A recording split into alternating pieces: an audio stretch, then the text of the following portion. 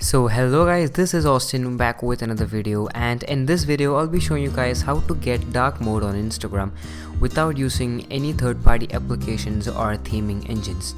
So all you have to do is to install the latest version of Instagram, and I'll link it down in the description below. So without any further ado, let's jump right into the video. So as you see, this is how the dark mode on Instagram looks like. You have got every tabs and your profiles and everything, even the search notifications. The whole Instagram itself has turned dark. So applying this is very simple. All you have to do is to go to settings and select display. Select your advanced display options, and in that find device theme.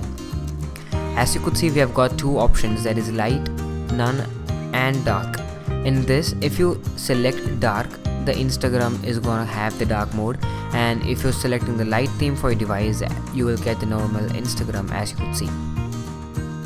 So this is how it works. You does not have to go and find settings in your Instagram applications to turn on and off this dark mode option. All you have to do is go to settings, display, advanced options, and in that you have to just change your device theme to dark, and that's it. You have got your Instagram in dark mode. So that's pretty much it guys for this video. This was a very quick tutorial on how to get dark mode on your Instagram.